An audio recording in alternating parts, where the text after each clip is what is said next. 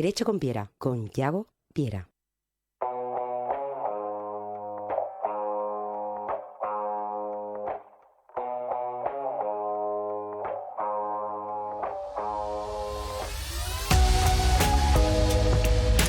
Bueno, primer programa del año, la verdad. Bienvenidos todos aquí a Derecho con Piera.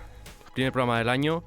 Muy feliz, la verdad. Espero que hayan pasado muy buenas fiestas y que nada, que empecemos esta nueva temporada de Derecho con Piera pues con muy buen pie. Hoy traigo a una persona muy interesante, la verdad, por su juventud y por la relevancia que está teniendo en el panorama político, por así decirlo, y en el mundo de asesoría en asuntos públicos. Como ustedes saben, yo soy secretario de Equipo Europa Andalucía y a partir de ahí conocí a personas muy interesantes. Estuvo aquí Juan Carlos Lubián hace un mes aproximadamente y estuvimos hablando un poquito de lo que queríamos en Equipo Europa Andalucía hacer, su experiencia, relaciones con las instituciones europeas. Yo traigo un perfil pues muy interesante. Pablo Allende. Pablo, ¿cómo estás? Muchísimas gracias por esta invitación y feliz año tanto a ti como a todos los oyentes. Y gracias por darme la voz a mí y a lo que represento, en este caso Equipo Europa y quizás a mi sector. Es muy gracioso, Pablo, porque nos conocimos en el foro, que hablaremos del foro, que ha sido el gran evento del año pasado de Equipo Europa, entre muchos que habéis tenido. Y a mí algo que me pareció increíble fue la historia, porque eres gaditano, vasco, has estudiado en Deusto, en Navarra, ¿puede ser? Ya estás en Madrid, casi. Explícame un poquito porque tengo un lío mental ahora mismo. La historia siempre es curiosa y quizás marca un poco mi vida. Yo nací en Irún, en el País Vasco, y con 2 años me fui a Bilbao a vivir por temas laborales. Y en el País Vasco, en esa época, en el año 2002-2003, pues estaba el terrorismo de ETA. Y yo tenía unos padres bastante involucrados en la política. Entonces ya hubo un momento que ellos decidieron mudarnos a Cádiz.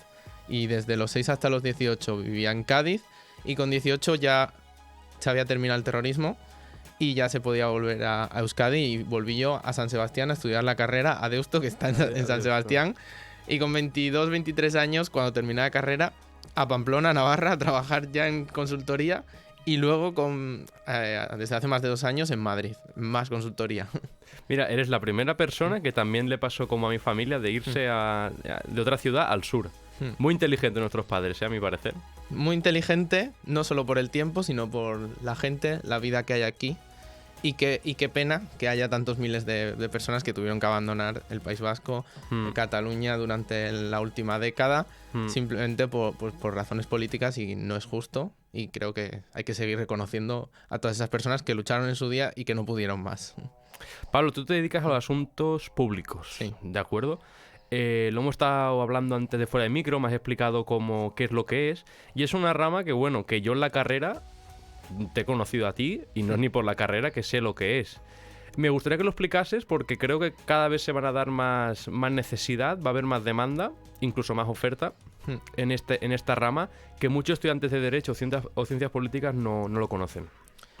Cuando hablamos de asuntos públicos, creo que todos tenemos en España que irnos a la palabra lobby, que es algo pues muy conocido en Estados Unidos, en Bruselas, en las instituciones europeas, y no había en España una buena imagen de eso simplemente por esa palabra, pero es que quizás los asuntos públicos son necesarios. Por ejemplo, la legislación europea, tanto el Parlamento Europeo como la Comisión Europea, consideran que los asuntos públicos, ese grupo de interés, de presión, son esenciales a la democracia. ¿Por qué? Porque si nosotros, los asuntos públicos, no representamos a empresas, asociaciones, entidades, ONGs, no se consiguen llevar esas preocupaciones que ellos tienen a las instituciones con las que ellos tienen que legislar. Entonces, ¿qué es lo que hacemos en asuntos públicos? Nosotros trabajamos, representamos a empresas, ONGs, como he dicho, para que sus intereses sean conocidos. Y también trabajamos para ellos para ofrecerles un contexto político de lo que sucede en España, en Europa, en el mundo, para que cuando ellos hacen sus líneas estratégicas del año, pues se basen en qué contexto nacional, qué contexto regulatorio va a haber ese año, porque el impacto que tiene la legislación en las empresas es muchísimo, y entonces la legislación tiene que tener en cuenta la visión de las empresas y también de las asociaciones. No solo se trabaja para empresas, se trabaja para asociaciones. Yo qué sé, seguramente la Asociación Española contra el Cáncer pues es un lobby, porque ellos tienen interés en que las legislaciones de sanidad tengan en cuenta cuáles son sus preocupaciones, y por ello ellos organizan eventos, hacen sus posicionamientos, hacen sus reuniones, pero no solo eso, o sea, asociaciones de cualquier tipo, empresas de cualquier tipo tienen interés en que las instituciones conozcan qué preocupa ese sector y con eso legislen, con eso actúen, y si no, nunca llegarían a conocer. Yo siempre digo que es una crítica que hay en España y que hay muchos asesores. Yo digo que no. ¿Por qué? Esos asesores sirven para redactar las leyes, etc. Y si no hay asesores que escuchen a los grupos de presión, lobbies, asuntos públicos, etc., no se va a conocer qué es lo que hay. Y en la economía, en la historia económica de nuestro país, yo entiendo que los lobbies han tenido mucha incidencia sin que lo tenga presente la gente, ¿no? ¿Realmente? Sí, pero por supuesto. Cualquier legislación que haya habido desde el principio, desde que volvió la democracia, ha tenido la influencia de grupos de presión que no se llamaban asuntos públicos, se llamaba simplemente quizás COE, UGT, comisiones obreras, Asociación de Pequeñas y Medianas Empresas. Eso es lo que hacen ellos.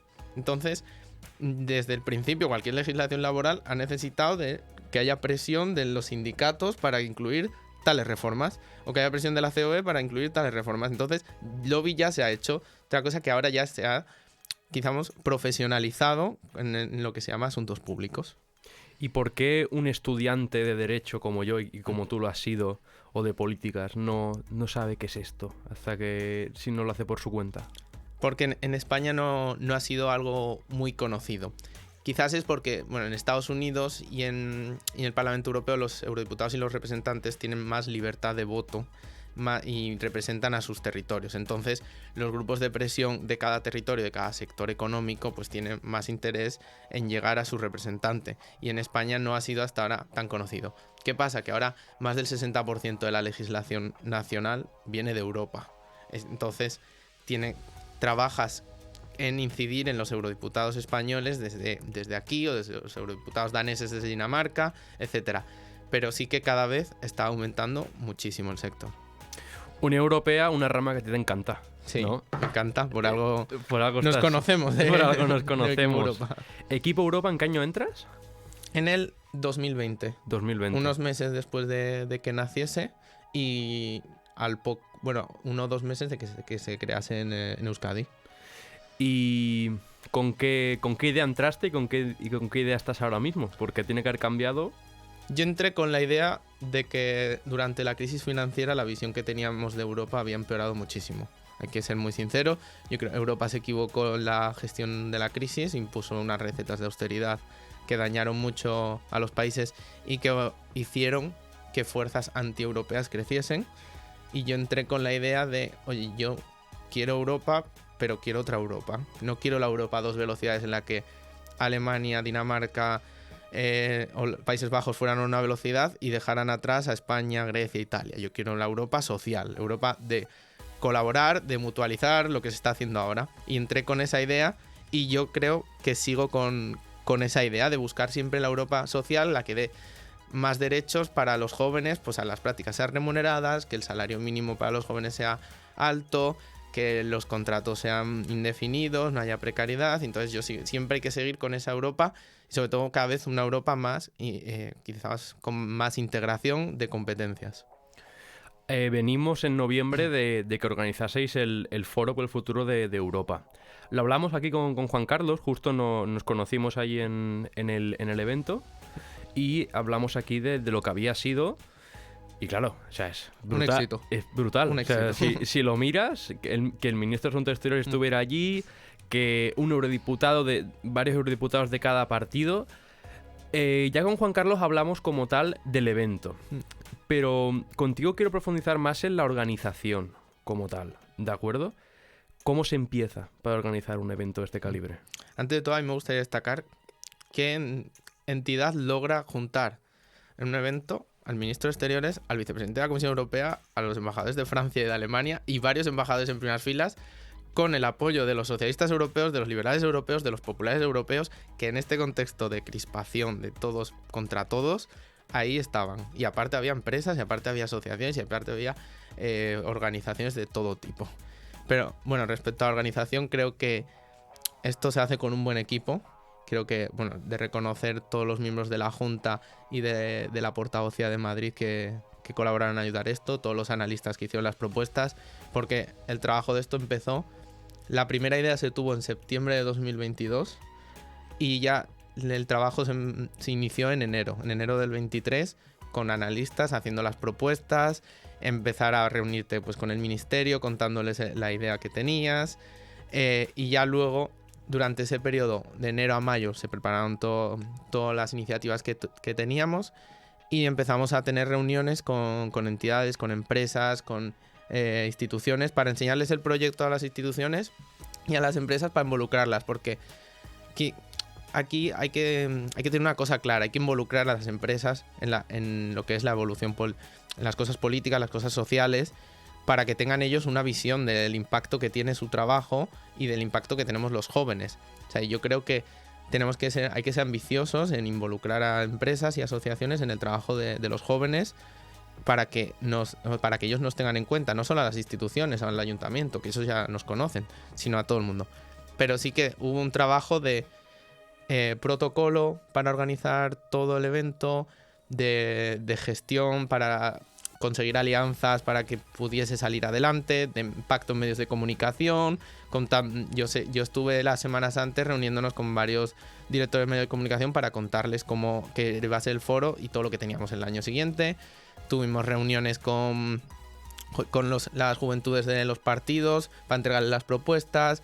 Hemos llevado esas propuestas al Parlamento Europeo y las hemos contado a los eurodiputados, porque el trabajo este no se tiene que acabar en el foro, sino que hay que seguirlo después, hay que incidir en lo que, si hemos estado elaborando estas propuestas durante meses, vamos a trabajar para que se incluyan en los programas electorales y en las iniciativas legislativas. Para alguien que no crea en la Unión Europea como tal, como mecanismo de avance de todos los países, ¿tú qué piensas? O sea, que si te digo eso, ¿cómo me responderías?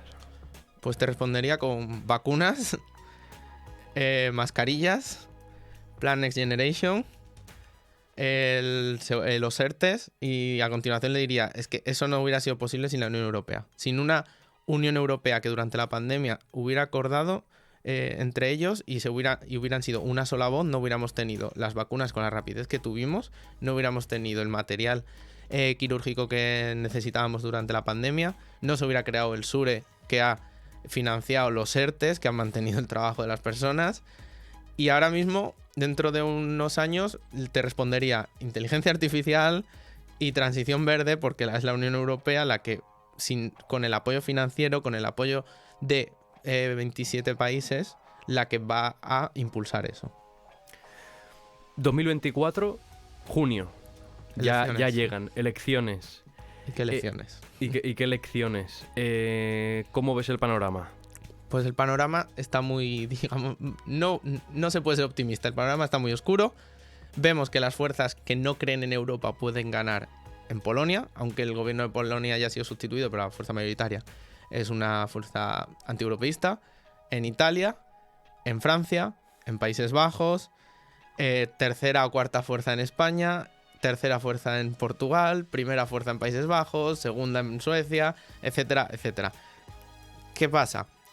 Que se puede constituir un nuevo Parlamento Europeo en el que los populares y los socialistas sean primera fuerza o segunda. No van a tener mayoría absoluta, van a necesitar del apoyo de los liberales, pero es que igual tampoco los liberales de los verdes, y quizás la tercera y cuarta fuerza sean los conservadores, ultraconservadores, euroescépticos, que si se juntasen podrían luchar por el primer puesto. Eso va a condicionar la próxima Comisión Europea, en el cual esperemos que se repita el actual juego de mayorías, pero también hay gente dentro del Partido Popular Europeo que quiere una coalición con la ultraderecha y los ultraconservadores, y la próxima Comisión Europea va a ser muy difícil de equilibrar fuerzas, porque cada país va a mandar a sus comisarios, las mayorías dentro del Parlamento Europeo a ver cuáles son, y hay que repartir los top jobs, como se suele decir, el Parlamento Europeo, Consejo Europeo, Comisión Europea, el alto representante. Entonces se acerca unas elecciones cruciales para Europa, Y para el mundo, porque en Estados Unidos también tenemos una posible victoria de Trump y en la India una victoria de Modi. O sea, va a ser el año quizás decisivo para la democracia. ¿No crees que esto podría servir como excusa para que populares y socialistas se unieran más? A nivel europeo Sí. es lo esperable, que se vayan a seguir uniendo, tanto los populares como socialistas, porque al final tienen un proyecto común de Unión Europea sobre las bases de la socialdemocracia, la democracia cristiana, etcétera. Pero es que hay un conflicto dentro del Partido Popular Europeo entre el sector de von der Leyen y el sector de Weber con quién unir. Por ejemplo, Weber ha apoyado que en Italia el PP europeo, que es la fuerza más pequeña de la coalición, gobierne con la Liga Norte y con los hermanos de Italia que vienen del posfascismo. Y en España está de acuerdo que se gobierne con Vox. Entonces, sí que creo que al final se repetirá la coalición de socialistas y populares, pero cada vez más débil. Entonces, Europa cambia el relato, cambia cómo vende su historia, cómo vende sus medidas, cómo se acerca a los ciudadanos, o si no es en estas elecciones, es en las siguientes. O sea, porque cada 5 años estamos salvando un match ball. Pero ¿por qué no podríamos, entre el Partido Popular Europeo, socialistas y demócratas, y aparte ya a nivel nacional, ostras, más cohesión? Y así ya nos protegemos de este tipo de corrientes políticas más extremas. Yo soy una persona que está de acuerdo en que tiene que haber pues, acuerdos, consensos sobre temas clave, política exterior, la política de defensa, las políticas de inteligencia artificial, de seguridad digital, de inmigración, etc. Y a nivel europeo, al final tienes que conjugar tantos intereses que lo bueno es pues, que estén gobernando juntos como se gobierna. Pero al final, dentro de la Comisión Europea, no es que estén solo socialistas populares, está el representante que envía cada gobierno. Y si por casualidad, en Grecia gobernó Syriza, entonces enviaron a alguien de la izquierda radical a esa Comisión Europea hace 5 años. A nivel europeo tienes que saber conjugar y tienes que llegar a estar 100% dispuesto a gobernar juntos, pero porque te obliga la propia estructura. Sí que a nivel de España sí que hay que llegar a consensos, pero desde mi perspectiva personal yo no estoy a favor de un gobierno coalición conjunto. Al final dejas la oposición a otros partidos que están en los extremos. Y si sale mal ese gobierno, que siempre no van a salir bien todos los gobiernos, siempre hay una crisis, los beneficios se los va a llevar el partido que esté en la oposición. Si en la oposición están los socialdemócratas o los populares, sabes que hay una opción más centrada o menos extremista que va a sustituir a ese gobierno una vez caiga. Pero sí, siempre tiene que haber un canal de comunicación entre los dos partidos sobre temas esenciales, Europa, sobre la inmigración, sobre la política exterior, sobre la política en Oriente Medio, etc. Migratoria. Ahora mismo que tenemos un problema. Y hace nada se ha acordado también el pacto migratorio, recuerdo. Sí. Ostras, tiene todo el sentido del mundo. No lo había visto desde esa perspectiva que has mencionado de que la oposición sí fuera como el mal menor. Pero igualmente tendríamos que mirar más a Europa desde España. Yo creo que la miramos, pero la miramos mal. O sea, Europa siempre es la excusa de, pues Bruselas no va a estar de acuerdo. Pues iremos a la Comisión Europea para que os penalice por tanto. Nosotros tenemos la mala costumbre desde que hemos entrado en Europa de que Europa es la excusa, o trasladamos todo el debate nacional, lo llevamos a Europa y lo de Europa lo traemos y lo convertimos en nacional. Hace poco el debate de la amnistía que hubo en el primer Parlamento Europeo, solo había 50 eurodiputados. Y los 50 y el 95% eran españoles. Entonces, yo creo que Europa pasa bastante, ignora los problemas nacionales, pero nosotros insistimos en usar la muletilla de Bruselas no va a querer. Y además, también la cohesión europea se puede poner en duda. Por ejemplo, en el acuerdo de Mercosur, que Francia está haciendo, un acuerdo que España podría salir muy beneficiado, y Francia hasta el último momento ha estado mirando por sus intereses. Este ejemplo que te he mencionado, ¿tú crees que a lo largo del tiempo va a haber más cohesión promovido por lo que hemos comentado ahora de los partidos más radicales?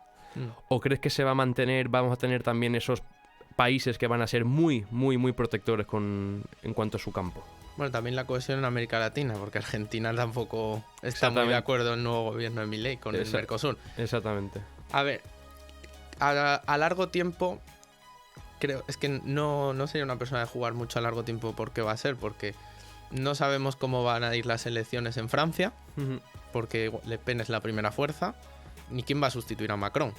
Pero Francia siempre va a mantener su espíritu de proteger lo suyo. Hay que recordar que De Gaulle se salió del comité militar de la OTAN, etc. Y Francia siempre ha ido como más defendiendo su protección, su grandeza, su industria. Mientras que luego aparte tenemos otros países tipo Hungría, que ellos tienen otra visión de Europa, en la cual Europa a ellos pues les beneficia más económicamente, etcétera, pero no la quieren en libre tránsito, ni tampoco quieren la Europa que obliga a tener derechos sociales y derechos democráticos. Pero sí que nos va a lograr unir seguramente Putin, y sus barbaridades va a hacer que Europa se siga cohesionando y avancemos en la autonomía estratégica, porque nos daremos cuenta y nos estamos dando cuenta que tenemos que fabricar nuestros recursos aquí, porque llega una pandemia, llega una guerra y todo depende de nuestras compras de China o nuestras compras de la India.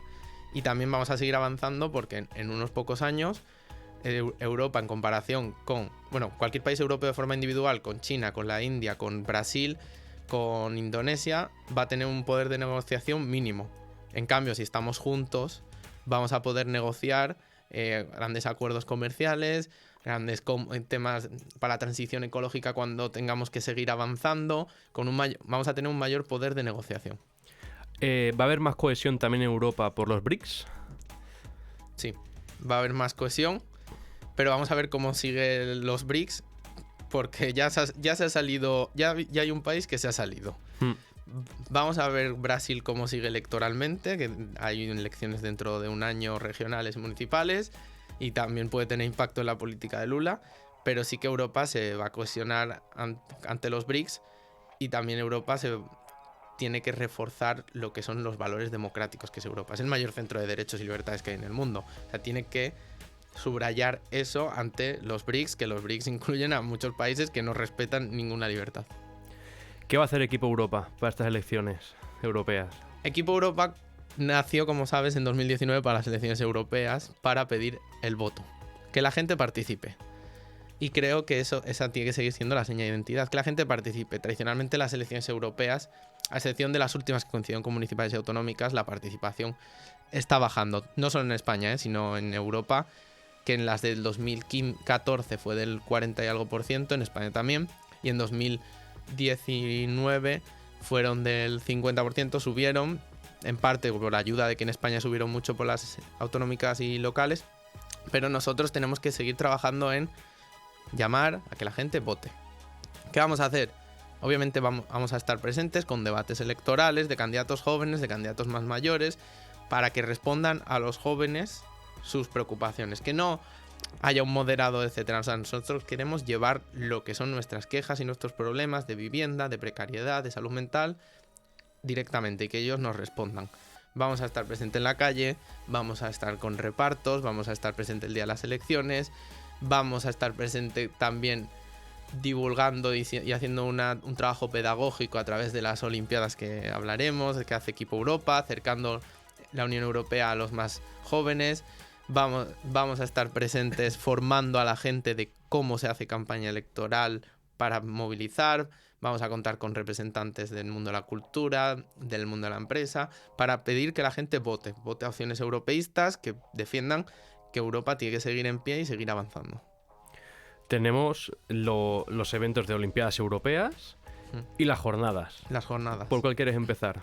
El primero que tenemos, las jornadas. Las jornadas. En Madrid, el fin de semana del 16 de febrero, que es nuestro 5º aniversario, También. que nacimos hace 5 años, como he dicho, y van a ser unas jornadas especiales porque, recordando este momento, va a venir gente que fue fundadora, van a venir personas de antiguas juntas, vamos a formar a la gente en herramientas que les sirvan para hacer campaña electoral, que les sirva para pedir el voto en las elecciones europeas, vamos a recordar momentos, vamos a presentar un consejo asesor de Equipo Europa, que yo estoy muy orgulloso porque va a estar formado por gente que nos ha ayudado desde el principio, como el exministro y vicepresidente de la Comisión Europea, Joaquín Almunia, el exdiputado y Senior Fellow de SADG, Juan Moscoso, el ex eurodiputado y expresidente del ICO, Pablo Zalba, la directora de la Oficina del Parlamento Europeo, la embajadora de Alemania, y así más nombres, la presidenta de Talento para el Futuro.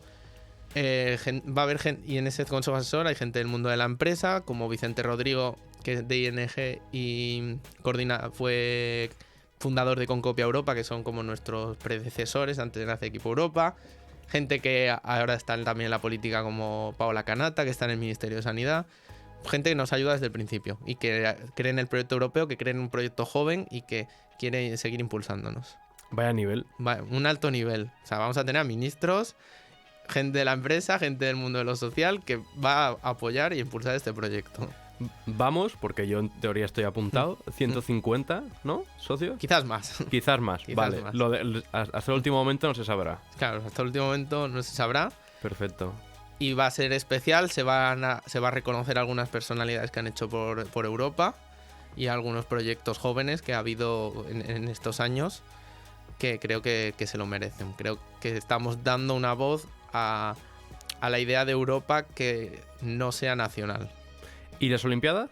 Las Olimpiadas va a ser, creo que es uno de los proyectos más bonitos que puede haber en Equipo Europa y en cualquier asociación. Vamos a juntar alrededor de 700 jóvenes de entre 15 y 17 años de toda España para responder a la pregunta de por qué es importante votar en las elecciones europeas. Harán unas pruebas en fases regionales que se celebrarán entre febrero y marzo en diferentes comunidades autónomas, y el colegio ganador en cada comunidad autónoma irá a una final en Salamanca, Qué en la chulo. Universidad de Salamanca. Qué chulo. Exactamente. ¿Tú has visto la película de Mientras dure la guerra? Sí. Pues donde Qué Unamuno guay. dio el discurso, Ostras. que no es el otro día Gonzalo, el presidente de Equipo Europa, explicó que eso no es el Paraninfo real, sino otra, pero vamos a hacerlo donde dio el discurso. Y durante un fin de semana de abril se celebrará la final allí. El colegio ganador se irá a conocer las instituciones europeas y este evento pues ya cuenta con el apoyo tanto del Ayuntamiento de Salamanca como de la Universidad, como de la Junta de Castilla y León y las oficinas del Parlamento y de la Comisión Europea. Creo que hay que reconocer que vamos a conseguir involucrar a cientos de estudiantes de 15 a 17 años que igual Europa no los tienen tan dentro como lo tenemos nosotros, pero vamos a conseguir que lo tengan dentro y con un reconocimiento que es conocer las instituciones europeas en Bruselas desde dentro. Imagínate, a mí me dicen con esa edad que me puedo ir al Parlamento, que tengo la oportunidad. Muy bien. Oye, Pablo, programa muy completo, ¿no? Hemos hablado aquí de todo. Ha sido muy completito con todos los temas y abierto a venir cada vez que nos invites. Sí, nos quedaría por hacer una tertulia política. Sí, creo que para las elecciones europeas podemos hacer una jornada de seguimiento electoral Sí. con representantes jóvenes y también de algunos partidos y podamos creo que preguntarles sí. a los jóvenes a los partidos, ¿ahora qué vais a hacer con estos resultados? Exactamente. Incluso antes y después estaría bastante bien. Bueno, lo pensamos y luego lo hablamos. Exacto. Oye, Pablo, muchísimas gracias. A ti. De verdad, porque Equipo Europa, sé que uno de los grandes motores principales eres tú, aparte de toda la junta y toda la persona que hay allí, pero de verdad. Al menos a mí, por la experiencia. Esto está por el trabajo de todo el mundo, la verdad, tanto a nivel de las regiones como estás tú, como a nivel nacional y como el que no tenga ninguna responsabilidad, pero puedan, en base a su tiempo de trabajo y de estudios, echar un cable y por un proyecto que al final es voluntario y es porque quieres que mejore la vida de la gente. O sea, igual que antes decía que el asuntos públicos, el lobby, ayudaba a mejorar la democracia porque lleva las preocupaciones, estas cosas también ayudan a mejorar la democracia y a reforzar las instituciones porque escuchas las preocupaciones y las llevas. Totalmente, Pablo, muchísimas gracias. A ti. De verdad, espero que empiece el año muy bien. Y a ustedes también, por supuesto, que empiece el año súper bien. Espero que les haya gustado el primer programa de Derecho con Piera. Y nada, les espero ya hasta febrero. Tendremos un parón en enero, tengo exámenes, así que me tendrán que disculpar. Y nada, un fuerte abrazo, les espero a la próxima y muchísimas gracias como siempre.